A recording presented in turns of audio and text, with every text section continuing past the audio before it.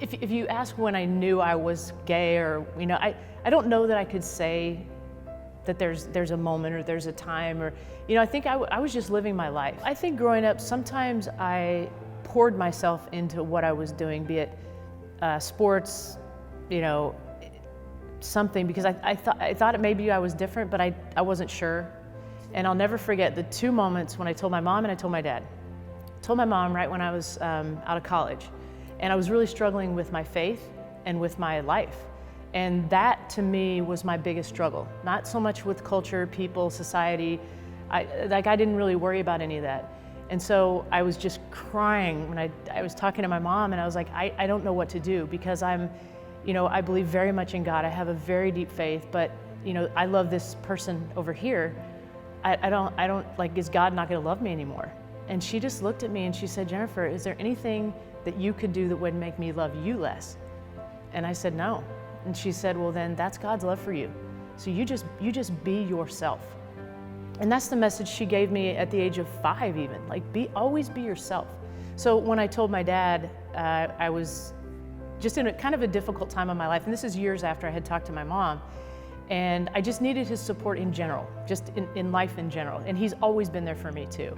And so I thought, this is a time I really just need to be open with him. I need to talk to him.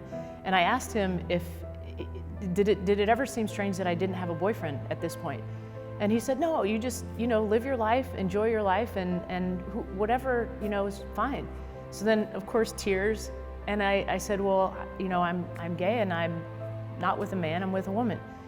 And he grabbed my hands, and I'll never forget this moment. He grabbed my hands and he said, you're just as beautiful to me now as always. Like, I'm always gonna love you. Like, you just be who you are. And it was, talk about a powerful moment. If you want to call it coming out, that was sort of accidental in a way, because I just thought everyone knew. I never really hid anything, but I never said anything.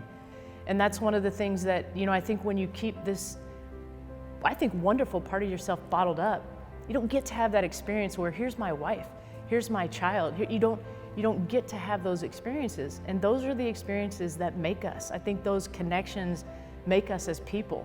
And so I was actually at an Anti-Defamation League dinner, and I was introducing Rick Welts, one of the most brave men that I've ever met. The best human on the planet. He's one of the most successful leaders in sports, CEO of the Warriors. He came out in 2011, and he's in men's sports.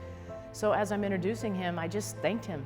I said, thank you for being the authentic leader you are, because now you allow me to do the same thing. And then I had no idea it was gonna be a story. I thought it was just like, I'm in San Francisco thinking like, oh my God, no one cares anymore, no big deal. And then little did I know, it was a pretty big deal. The greatest gift, I think, one of them, because I've had many, is my son.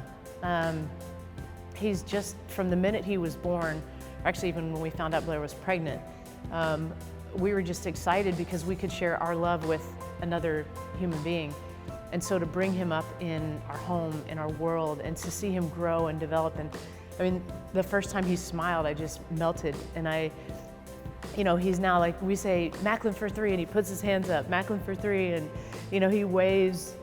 Every time we walk in the room, there's a big smile, and we get to influence who he is.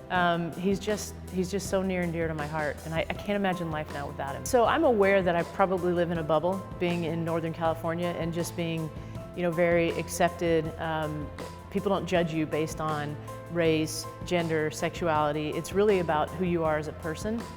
And so when I come out of that world, I realize that that's not the case for every place in this country, that there are still places where you get judged based on all those things.